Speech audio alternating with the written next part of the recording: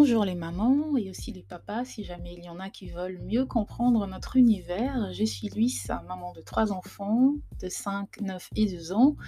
Et aujourd'hui, je vous parle équilibre et vision. On va être un peu scolaire et dans les prochains épisodes, on passera à des choses un peu plus pratiques. Mais on pose encore les bases. On va aller pas à pas.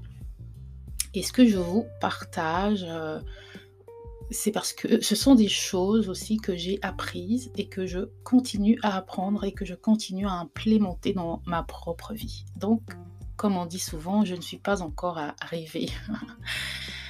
Euh, En tant que chrétienne, lorsque je lis ma Bible, je remarque l'importance d'avoir une vision parce qu'elle nous donne une direction et un but dans la vie.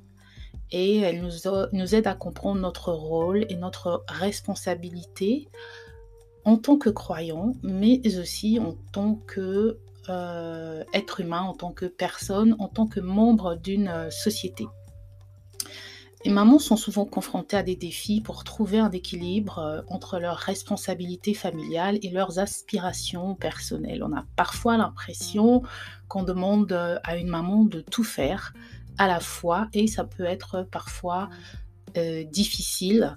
Elles doivent trouver une façon de concilier leurs responsabilités et leurs rêves. Et que nous soyons des mamans à la maison, des mamans travailleuses, que ce soit un travail hors de chez nous ou en télétravail, dans tous les cas, il est important d'avoir un équilibre qui va nous aider à mieux organiser notre quotidien dans le but de matérialiser notre vision.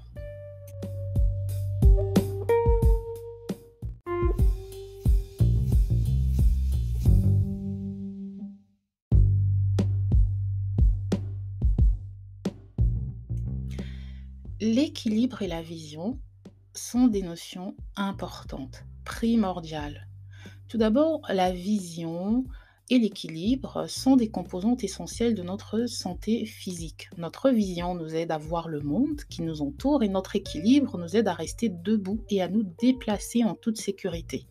Avoir une bonne vision et un bon équilibre est important pour effectuer des tâches quotidiennes comme conduire, pratiquer du sport ou même marcher dans la rue. Il est également important pour le maintien de la santé et du bien-être en général. En business, la vision et l'équilibre sont deux éléments très très importants pour toute entreprise qui se veut prospère. Avoir une vision forte va aider l'entreprise à fixer des buts et des objectifs qui peuvent être utilisés pour mesurer son succès, tandis que le maintien de l'équilibre est essentiel pour maintenir l'entreprise sur la bonne voie.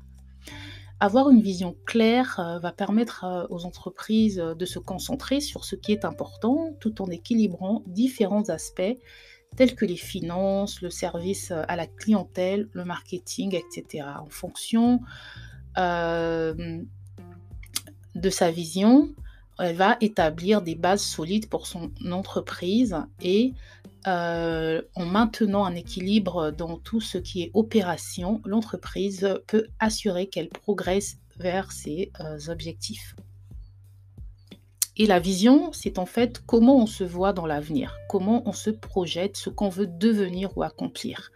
Avoir une vision claire nous permet d'évaluer nos priorités et nos objectifs à court et à long terme et déterminer ce qui est le plus important.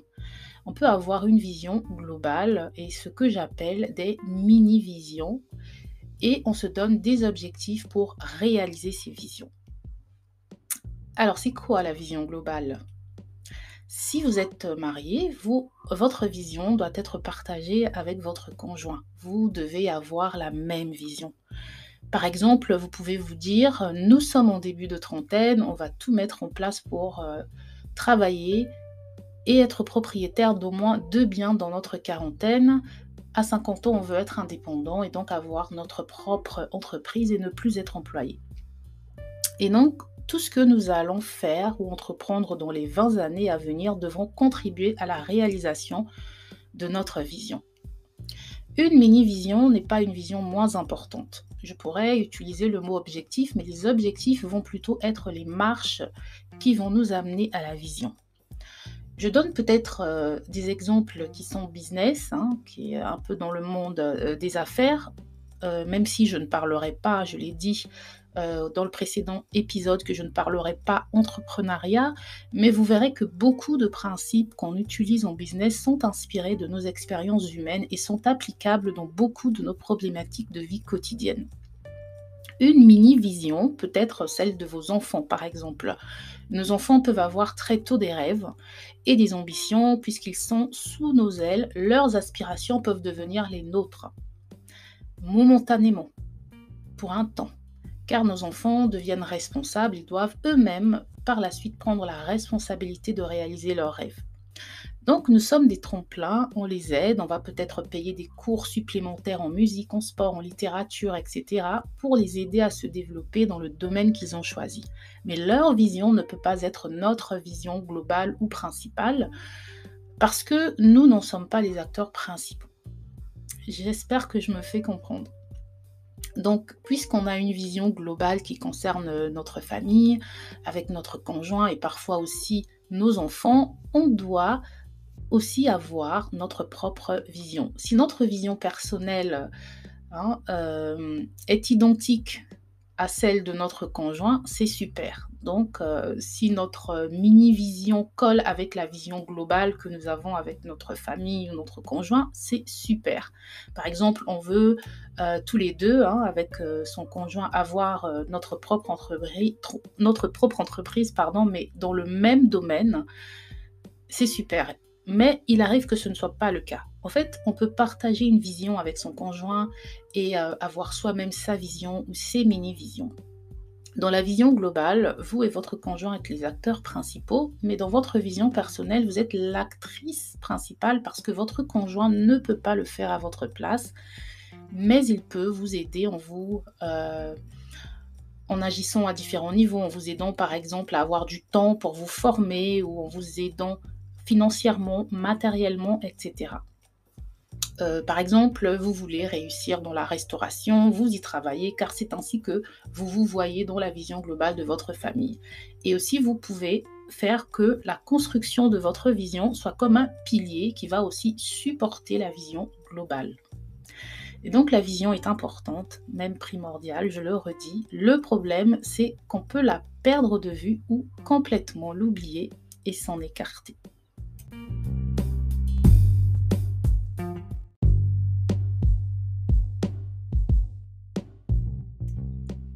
Alors, pour parler de mon expérience, avec mon mari, nous avions une vision globale. Nous avons une vision globale. Et ma façon d'y contribuer, c'est d'être plus disponible pour nos enfants lorsque c'est nécessaire. C'est un choix assumé qui ne m'a jamais posé de problème. Et c'est à cause de ce choix que j'ai eu plusieurs pauses dans ma carrière. Il faut dire que j'aime ça, m'occuper de mes enfants et passer du temps avec eux. Ça m'a permis de me découvrir et ça a permis aussi à mon conjoint d'avoir plus de liberté dans ses choix professionnels. Donc nous avons une vision commune. Même moi, dans le passé, j'avais perdu ma vision. Et nous avions une vision commune dès le début, mais j'avais perdu ma vision. Pourquoi ? Parce que sans m'en rendre compte, je m'étais noyée dans mes responsabilités de maman et j'ai commencé à être incertaine et à perdre confiance en dehors du champ maternel. J'avais tellement pris mes marques en tant que maman que le monde extérieur me faisait peur. Et ça, c'est parce que je m'étais créé ma propre réalité, mon monde pour me protéger, parce que le monde dans mon entourage ne comprenait pas mon choix de rester à la maison. Donc mon entourage, pas tout le monde bien sûr, mais une bonne partie me faisait me remettre en question sans cesse. Alors que c'était un choix réfléchi, une décision que j'avais prise avec mon conjoint selon nos réalités du moment. Bien sûr, j'ai fait d'autres erreurs sur lesquelles je pourrais revenir, mais le fait d'avoir perdu ma vision sous prétexte d'être maman m'avait enfermée dans une sorte de fatalité silencieuse. Je m'interrogeais beaucoup, je me disais mais pourquoi je n'ai plus d'ambition, qu'est-ce qui s'est passé ? Mais le fait est que je n'avançais pas, je faisais du surplace. Et qu'est-ce qui s'était passé? Eh bien, il s'était passé que je m'étais laissée piéger par le regard des autres. J'avais donné trop d'importance à l'opinion et au regard, des autres. Et après quelques années à la maison, j'ai fait aussi, des entretiens. J'ai eu beaucoup d'échecs en entretien et d'échec en échec, je me suis sentie misérable et j'ai perdu confiance en moi et c'était quelque chose que je n'avais jamais expérimenté. Donc professionnellement, je me sentais misérable en tournant les regards vers mon entourage, je voyais des jugements et plutôt que d'avancer, je me suis enfermée dans le seul endroit où je me sentais utile et aimée, mon foyer. Le problème, c'est que cela m'a rendue malheureuse et j'avais besoin de retrouver une vision. Et grâce à Dieu, je l'ai retrouvée. Ma vision, je travaille encore à la réaliser et ce n'est pas exactement la vision de ma jeunesse, mais elle est venue avec des mini-visions et même si je la connais, je la redéfinis ou la peaufine un peu chaque jour.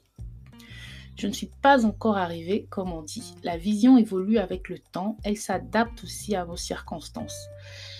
Euh, Et la vision nous donne un cap, une raison de se lever et de faire les choses, d'oser, de tenter, de tester, d'expérimenter la vie. Elle donne un piquant à notre existence. Donc, la vision change aussi le regard des autres sur nous. Je vais vous dire une chose qui va vous fâcher, mais le regard des autres est important. Par exemple, vous êtes maman au foyer et peut-être que parfois vous vous plaignez. Mon mari me met toujours sur le fait accompli, comme si je n'avais pas de plan ou rien à faire. Eh bien, ce n'est peut-être pas sa faute. S'il voit une épouse à la maison qui s'occupe essentiellement des enfants et de la maison, et qu'une fois qu'elle a fini tout ça, elle n'a pas d'activité particulière, dans son discours, elle n'aspire pas à autre chose. Il ne la voit pas, par exemple, écrire, ni lire, elle ne parle pas de ses objectifs. Il va présumer qu'elle est de toute façon disponible. Après, ça dépend, parce que beaucoup de femmes sont très occupées avec leur maison et ont difficilement le temps pour autre chose. Mais je donne juste un exemple. Ça peut être le cas pour certaines personnes.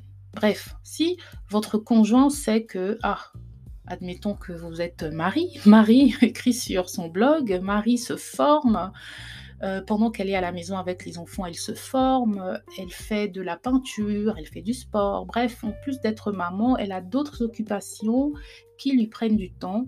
Et bien là, votre conjoint, lorsqu'il voudra vous demander quelque chose, il vous dira par exemple peux-tu faire cela pour moi lorsque tu seras disponible? Il vous demandera de faire les choses en fonction de votre temps et non en fonction du sien. Une vision, ce n'est pas forcément quelque chose d'énorme ou de grandiose comme de devenir la prochaine Agatha Christie. Ça peut être juste je veux être une meilleure version de moi-même dans le futur.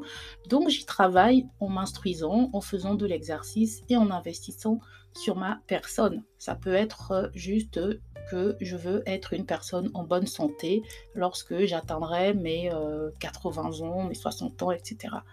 Le regard des autres peut aussi nous dire notre réalité. Si votre famille ou vos amis vous font souvent le même reproche, prenez le temps de vous interroger. Peut-être qu'ils ont raison. Même si ça vous blesse, parfois il faut mettre son orgueil de côté parce que souvent nous sommes bloqués et on ne le sait même pas. J'ai eu la chance d'avoir un conjoint qui me disait la vérité, qui me disait mes réalités en face afin que je réalise lorsque je glissais dans le mauvais sens. Certaines personnes vont vous critiquer sans connaître votre réalité et vont le faire méchamment. Mais d'autres, ceux qui vous connaissent, qui vous côtoient souvent et qui se préoccupent de vous, ne rejetez pas toujours leurs critiques parce que nous sommes humains. Qui aime les critiques négatives, n'est-ce pas? Mais parfois, écouter les reproches, les critiques nous permettent d'avancer, nous permettent de nous améliorer et parfois de mettre le doigt sur des choses qui ne vont pas dans nos vies. Pour en revenir à la vision, sans vision, on vit dans le déséquilibre. Être maman ne signifie pas vivre au travers de ses enfants ou de son conjoint, même si on joue un rôle clé dans leur vie. Et ça, on va en discuter dans un prochain épisode, l'importance d'assumer complètement notre rôle de mère.